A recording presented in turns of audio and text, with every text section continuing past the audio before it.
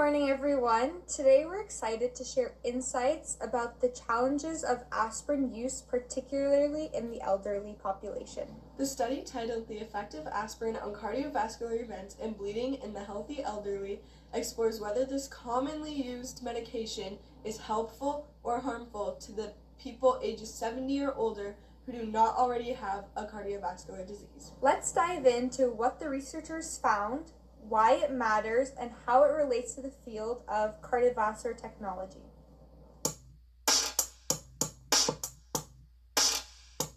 The central question is, does daily aspirin use reduce cardiovascular events in healthy elderly individuals?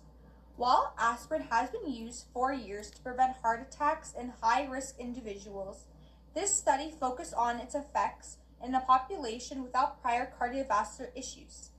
It also asked, what are potential side effects, such as major bleeding events? The study enrolled 19,114 participants. These participants consisted of men and women aged 70 and older who were from Australia or the United States. Black and Hispanics in the U.S. were also included if they were aged 65 or older. Participants were excluded if they had cardiovascular disease, dementia, or major disabilities. This was to ensure a sample of relatively healthy elderly individuals.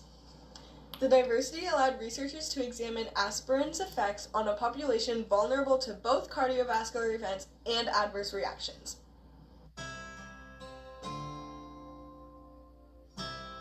This was a randomized, double-blind, placebo-controlled trial. Participants were assigned to one of two groups, those receiving 100 milligrams of aspirin daily and those receiving a placebo.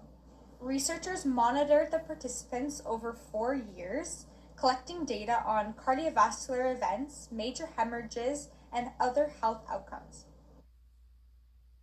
In this study diagram, it is shown that 19,114 people participated in the study. Out of those 19,114 people, 9,525 people were given aspirin, and 9,589 people were given a placebo. The rate of cardiovascular disease events was higher for the placebo group, but the rate of hemorrhage events was higher for the aspirin group. It is shown that people from the aspirin group did face cardiovascular disease events, and people from the placebo group faced hemorrhage events. This means that treatments had to be made for each of these outcomes, resulting in 4 treatments. Most importantly, neither the participants, clinicians, nor the data analysts knew who was taking aspirin versus the placebo. This ensured unbiased results.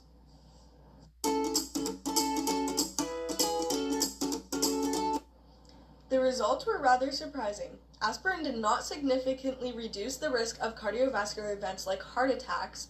However, it did increase the risk of major hemorrhages. This is the graph comparing cardiovascular events in the aspirin versus the placebo group. The hazard ratio for cardiovascular events in the aspirin group was 0.95, indicating a slightly lower but not statistically significant risk compared to the placebo group. This is the graph comparing major hemorrhage events in the aspirin versus the placebo group. In contrast, the hazard ratio for major hemorrhages was 1.38, meaning aspirin users were significantly more likely to experience serious bleeding. So, while aspirin slightly lowered cardiovascular risks, its adverse effects, such as internal bleeding, far outweighed any benefit in this healthy population. These findings have critical implications for clinicians and patients. For years, aspirin was considered a universal preventative measure, but this study shows it isn't suitable for everyone, especially healthy older adults. For physicians, it reinforces the need for personalized medicine, carefully evaluating a patient's individual risks before recommending aspirin. For CVT professionals, this highlights the importance of advanced diagnostic tools.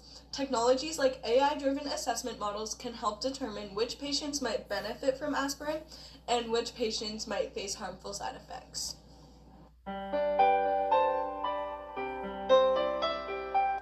The study's strengths include the large sample size along with the rigorous design which reduced bias. The double-blind setup ensured reliable results. However, there were limitations. For example, the study only included participants from Australia and the US, limiting its applicability to other populations.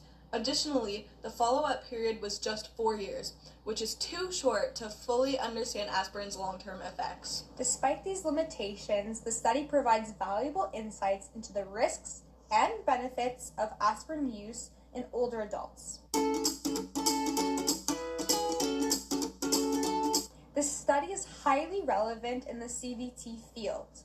Cardiovascular technologists play a vital role in evaluating heart health and guiding treatment decisions. For example, tools like advanced echocardiography and predictive modeling software can assess a patient's cardiovascular risk. These technologies could help prevent unnecessary treatments, like aspirin use in patients unlikely to benefit. It is also a reminder of how evidence-based research informs clinical practices, ensuring better patient outcomes. In summary, this study challenged the traditional view of aspirin as a one-size-fits-all solution for cardiovascular disease. While aspirin has its benefits for high-risk individuals, it may harm adults due to increased bleeding risk. For CVTs, it's a call to embrace innovative tools and practices that support precision medicine. Thank you for watching!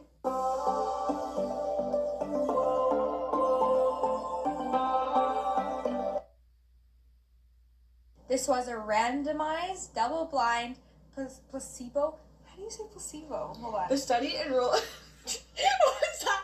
You were like this. While aspirin has been used for years to prevent heart attack. The hazard ratio for cardiovascular events. I can't speak. I need a minute.